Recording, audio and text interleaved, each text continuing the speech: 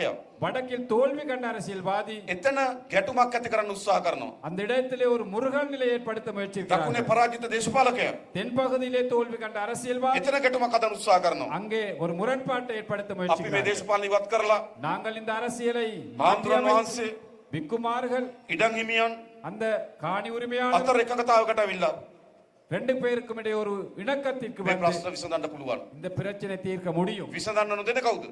தீர்ப்பதற்கு இடமளிக்காமல் இருப்பது யார்? ජාතිවාදී. இனவாதம். ඒ නිසා නැවතත් ஆகவே மீண்டும் ஒரு முறை තැන තැන ஒவ்வொரு இடங்களிலே පෙරදුණු දේශපාලන අධිකාරී தோல்வி கண்ட அரசியல் அதிகாரம் තමන්ගේ නැගිටින්න தாம் தலை தூக்குவதற்கு ජාතිවාදී උපයෝග කරගන්නවා. இனவாதத்தை பயன்படுத்தி வருகிறார்கள். අපේ ආණ්ඩුව எமது அரசாங்கம் නීති මන්දිනම් சட்டங்கள் காணாமல் நீதி இல்லாத ஹதல ஹரி. சட்டங்களை புதிதாக அமைத்தாவது ආය ජාතිවාදී නැගිටින්න ඉඩ දෙන්නේ. மீண்டும் இனவாதத்தை தலை தூக்க விட மாட்டோம். අපි සියල්ල කරන්නේ ජාතික සමගිය හදන්න. நாங்கள் அனைத்தும் செய்வது தேசிய ஒற்றுமை வளர்ப்பதற்கு. අපි මේ ආර්ථිකය හදනවා. நாங்கள் இந்த பொருளாதாரத்தை ඒක ජාතික கட்டியெழுப்புவோம். සමගියට විශාල පිම්මක් වෙනවා. தேசிய ஒற்றுமைக்கு அது ஒரு பாய்ச்சலாக විශාල இருக்கும். ආර්ථික කඩාවැටීමකට අපේ රට තිබුණා. எமது நாடு பாரிய பொருளாதார நெருக்கடியில் இருந்தது. අපි දැන් ස්ථාවරභාවය හදලා තියෙනවා. நாங்கள் சற்று உறுதியான நிலைக்கு අපි வந்திருக்கிறோம். සැලසුම් කරලා තියෙනවා. நாங்கள் திட்டமிட்டு இருக்கிறோம். රාජ්‍ය සේවයට අලුතින් 30000ක් ගන්න. அரச துறைக்கு 30,000 பேரை புதிதாக இணைத்துக் கொள்வோம். පොලිසියට අලුතින් 2000ක් ගන්න. போலீஸ் துறைக்கு 2,000 பேர் புதிதாக எடுப்பது. හැබැයි අපි දන්නා ප්‍රශ්නයක් තියෙනවා. இன்று ஒரு பிரச்சனை இருக்கு. අපේ රටේ පොලිසිය වල நமது நாட்டு போலீஸ் நிலையங்களில் දෙමළ භාෂාව වැඩ කරන අය ගොඩක් හිගයි. தமிழ் மொழியிலே பணியாற்றுபவர்கள் குறைவாகத்தான் දෙමළ இருக்கிறார்கள். භාෂාව කතා කරන කෙනෙක් පොලිසියට ගියොත් தமிழ் மொழி பேசுபவர் ஒரு போலீஸுக்கு போனால் පැමිණිල්ල යන්නේ සිංහලෙන්. அந்த முறைப்பாட்டை சிங்களத்தில் எழுதி ප්‍රශ්න අහන්නේ සිංහලෙන්. கேள்விகள் சிங்களத்தில் எழுதி ඒක සාධාරණ නැහැ. அது நியாயம் இல்லை. ඒ නිසා එතන දෙමළ දන්න නිලධාරියෙක් ඕන. ஆகவே தமிழ் தெரிந்த ஒருத்தர் அந்த இடத்திற்கு தேவை. හැබැයි මට දැනෙනවා ටිකක් எனக்கு கொஞ்சம் දෙමළ உணர்வு. භාෂාව කතා කරන අය தமிழ் மொழி கதைப்பவர்கள் තමන්ගේ දරුවන් தமது பிள்ளைகளை පොලිසියට බන්ධන්න පොඩි අකමැත්තක් තියෙන බව පේනවා. போலீஸில் இணைப்பதற்கு ஒரு விருப்பம் இல்லாத மாதிரி இருக்கு. එහෙම නේද? அப்படித்தானே මං කියන්නේ පොලිසියට එවන්න. நாங்கள் கூறுவது අපි போலீஸுக்கு උපරිම அனுப்புங்கள். උත්සාහ කරනවා. நாங்கள் உயர்ந்தபட்ச මේ முயற்சி අලුතින් எடுப்போம். ගන්න 2000න් இந்த புதிதாக எடுத்தும் 2,000 අඩුම பேரில் 500ක්වත් குறைந்தது 500 பேராவது දෙමළ භාෂාව කතා කරන අයගෙන් ගන්න. தமிழ் மொழி கதைப்பவரிடம் கவிப்பரை பெற்று හොඳ எடுப்பது. වැටුපක් තියෙනවා. நல்ல ஒரு சம்பளம் இருக்கு. ගෞරවනීය වෘත්තියක්. ஒரு கௌரவமான தொழில். රටේ සාමය නීතිය රකින්න ඉන්න පොලිස් නිලධාරි මහත්මයා நாட்டில் சமாதானம் அமைதியை காக்கும் එන්න ඕනකම போலீசார். තියෙනවා. ஆகவே அவர்கள் தேவை. ඒතකොට තමයි මේ රට හදන්න පුළුවන්. அப்போது தான் இந்த நாட்டை අපි එකතු වෙලා கட்டியெழுப்ப. විතරක් ප්‍රමාණවත් නැහැ. நாங்கள் ஒன்றிணைந்து மட்டும் පොලිසිය போதாது. ඇතුලේ, போலீசில், හමුදාව ඇතුලේ, ராணுவத்தினரில், රාජ්‍ය සේවය ඇතුලේ அரச துறையில் මේ භාෂා දෙකම කතා කරන අය ඉන්න ඕන. இந்த 2 மொழிகளையும் கதைக்கக்கூடியவர்கள் இருக்க ඒතකොට வேண்டும். තමයි තවත් උඩින් මේක එකතු වෙන්නේ. அப்போது தான் மேல் மட்டத்திலே இந்த 2 இனங்களும் ஒன்று சேரும். එහෙම ඕනේ නැද්ද? அப்படி தேவையில்லையா? අපි එහෙම හදන්න ඕන. நாங்கள் அவ்வாறு கட்டியெழுப்ப வேண்டும். ක්‍රීඩාව ඇතුලේ අපි එකතු වෙන්න ඕන. விளையாட்டுத் துறையிலே நாங்கள் இணைய வேண்டும். මම උත්සාහයක් දරනවා. நாங்கள் முயற்சி எடுக்கின்றோம். අපේ පළමු පාලන කාලය ඇතුළත எமது முதலாவது ஆளும் காலத்திலே මේ උතුරේ இந்த வடக்கில் ජාත්‍යන්තර ක්‍රිකට් ක්‍රීඩාංගණයක් හදලා சர்வதேச விளையாட்டரங்கம் ජාත්‍යන්තර அமைத்து, මැච් එකක් ගහනවා. சர்வதேச விளையாட்டு ஒரு Pavilion விளையாட்டு. එකේ அந்த பவலியனில் සිංහල අය, சிங்களவர்கள், දෙමළ අය, தமிழர்கள், මුස්ලිම් අය முஸ்லிம்கள் එකට වාඩි වෙලා ஒன்றாக உட்கார்ந்திருந்து ලංකාවේ කණ්ඩායම දිනවන්න අප්පුඩි ගහනවා. இலங்கை அணியை வெல்ல வைப்பதற்காக கரகோஷம் හැම விடுவார்கள். පැත්තම එකතු කරන්න ඕන. எல்லாரையும் ஒன்றிணைக்க வேண்டும். මක් ක්‍රිකට් ආයතනයේ ප්‍රධාන අයත් එක්ක කීප දිනක් මුණ ගැහුණා. அந்த கிரிக்கெட் நிறுவனத்தில் பிரதான நபர்களுடன் මොකද ක්‍රිකට් பேச்சுவார்த்தை කණ්ඩායම කොහොම හරි இந்த அணியை எப்படியாவது තව දක්ෂ අයගෙන් දෙමළ භාෂාව කතා කරන අයගෙන් පුරවන්න උත්සාහ කරන්න. தமிழ் மொழி பேசும் திறமையானவர்களை அதில் இணைத்துக் හැම கொள்வதற்காக පැත්තම එකතු කරන්න ඕන මේ රට. எல்லா பக்கத்திலுமே நாங்கள் இந்த நாட்டை ஒன்றிணைக்க ඒ வேண்டும். විතරක් නෙවෙයි අපි அது மட்டுமல்ல, நாங்கள் මේ ඔක්තෝබර් මාසේ இந்த அக்டோபர் மாதத்தில் සිංහල දෙමළ මුස්ලිම් අපි කවුරුත් එකතු වෙලා சிங்களம், தமிழ், முஸ்லிம் நாங்கள் அனைவருமே හොඳ ஒன்றிணைந்து ජාතික උත්සවයක් පවත්වමු. சிறப்பான ஒரு தேசிய விழாவை கொண்டாடுவோம். අපි සල්ලි වෙන් කරලා තියෙනවා. நாங்கள் நிதி ஒதுக்கி இருக்கின்றோம். උතුරු එයාට ගිහිල්ලා வடக்கில் இருக்கும் மக்களுக்கு சென்று තමගේ සංගීතය, தமது இசை, තමගේ නැටුම්, தமது நடனம், තමගේ සංස්කෘතිය, தமது கலாச்சாரம், තමගේ ආහාර தமது உணவு මේවා පෙන්වන්න ඕන. இவை காட்ட வேண்டும். දකුණ අයත් එහෙමයි. தென்பகுதியிலும் அப்படி முஸ்லிம் நடக்க அயත් வேண்டும். එහෙමයි. முஸ்லிம் மக்களும் அப்படி செய்ய අපිට வேண்டும். එක එක අයට විලාසිතාවන් තිබෙනවා. ஒவ்வொரு நபர்களுக்கும் ஒவ்வொரு அலங்காரங்கள் වෙන වෙන இருக்கின்றன. සංස්කෘතීන් තියෙනවා. வேற வேற கலாச்சாரங்கள் වෙනම இருக்கின்றன. සංගීතයක් තියෙනවා. வேறான இசைகள் වෙනම இருக்கின்றன. නාට්‍ය නිර්මාණ තියෙනවා. வேறான நாடகங்கள் මේ இருக்கு. ඔක්කොම එක වේදිකාවට ගේන්න ඕන. இவை அனைத்தையுமே ஒரே மேடைக்கு கொண்டு வர එකට வேண்டும். අපි ஒன்றாக நாம் හැම පැත්තම මේ රට එකතු කරන්න ඕන. எல்லா பக்கத்திலும் இந்த நாட்டை ஒன்றிணைக்க ඒක තමයි வேண்டும். අපේ අපේක්ෂාව. அதுதான் நமது ආයේ எதிர்பார்ப்பு. ජාතිවාදී නැති, இனவாதம் இல்லாத, ආයේ බෙදෙන්නේ නැති, மீண்டும் பிரியாத, අපේ දරුවන් යුද්ධ කරගන්න නැති, எமது பிள்ளைகள் யுத்தம் செய்து கொள்ளாத, සමාදානයෙන් ඉන්න சமாதானமாக இருக்கும் සංවර්ධන සහිත රටක් අපි හදනවා. அபிவிருத்தி அடைந்த ஒரு நாட்டை நாங்கள் ඒ கட்டியெழுப்போம். විතරක් නෙවෙයි. அது மட்டுமல்ல, අපි දන්න මේ ගම්වල எங்களுக்கு தெரியும் இந்த கிராமங்களிலே දුප්පත් භාවයෙන් ගොඩ ඉන්න නම් வறுமையிலிருந்து மீள வேண்டுமாக අධ්‍යාපනයේ இருந்தால் ප්‍රධාන වැඩි கல்வி பிரதானமானது. හොඳට උගන්වන්න ඕන. சிறப்பாக கல்வி கற்க வசதி கொடுக்க අපි வேண்டும். සාමාන්‍යයෙන් ගම්වල කියනවා நாங்கள் சாதாரணமாக පවුලේ கிராமங்களில் දරුවෙක් ඉගෙන ගත්තොත් පවුලම ගොඩ යනවා.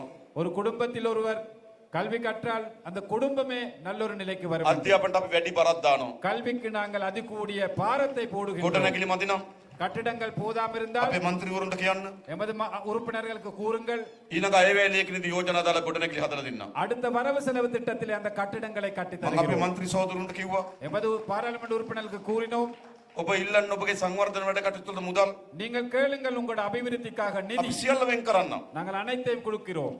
හැබැයි වැඩි කරන්නත් ඕන. ஆனால் வேலையை செய்து முடிக்கவும் வேண்டும். මම යාපනයේ දිස්ත්‍රික් සම්බන්ධ කරන කමිටුවට ගියා. யாழ்ப்பாண அபிவிருத்தி குழு கூட்டத்துக்கு சென்ற போது පළාත් මාර්ග සංවර්ධන අධ්‍යක්ෂතුමා කිව්වා ගම්වල පාරවල් කැඩිලා තියෙන කියලා. மாகாண வீதி அபிவிருத்தி சபையின் அந்த பணிப்பாளர் கூறினார், கிராம மட்டத்திலே வீதிகள் புனரமைக்க வேண்டும் என்று. මං කිව්වා කොච්චර සල්ලි ඕනද කියලා. நான் கேட்டேன் எவ்வளவு நிதி தேவை என்று. එතුමා කිව්වා මිලියන 5000ක් ඕන කිව්වා. அவர் கூறினார் 5000 மில்லியன்கள் தேவை என்று. 5000ම වෙන් කරා. அந்த 5000மே ஒதுக்கப்பட்டிருக்கு. දැන් වැඩ කරන්න ඕන. இப்ப வேலை செய்யணும். සල්ලි එවලා තියෙන්නේ. காசு இப்ப ஒதுக்கி இருக்கு. එහෙමයි වැඩ කරන්නේ. அப்படித்தான் வேலை செய்ய வேண்டும். යාපනයේ පුස්තකාලේ யாழ் நூலக சாலை ඒක ඓතිහාසික අපරාධයක් වුණා. அது வரலாற்று மிக்க ஒரு குறைபாடு நடந்தது. ඡන්දකදී පුස්තකාලගෙන තිබ්බා. ஒரு தேர்தலிலே அந்த நூலகத்தை අපි எரித்தார்கள். සාමාන්‍යයෙන් දන්නවා எங்களுக்கு தெரியும் சாதாரணமாக ඡන්දකදී මැතිවරණ කාර්යාලගෙන තියෙනවා. தேர்தல்களிலே தேர்தல் அலுவலகங்கள் இருப்பார்கள். කිල්ලොච්ච දෙක නේද? කිල්ලොච්ච බන්දක කාර්යාල දෙකක් ගෙන තියලා තියෙනවා. கிளிநொச்சியில் முறை 2 அலுவலகங்கள் தீட்டு இருக்கு. සාමාන්‍ය ක්‍රියාකාරීන්ගේ ගෙවල් වලට ගහනවා. சாதாரணமாக செயற்பாட்டாளர்களுடைய வீடுகளுக்கு හැබැයි ලෝකෙ நல்ல කොහෙවත් ஆனா உலகத்தில் எப்பவாவது ඡන්දකදී எங்கேயாவது පුස්තකාල පිච්චුවේ නැහැ. தேர்தலிலே நூலக சாலைகளை எரிக்கவில்லை. යාපනයේ පුස්තකාල පිච්චුවා.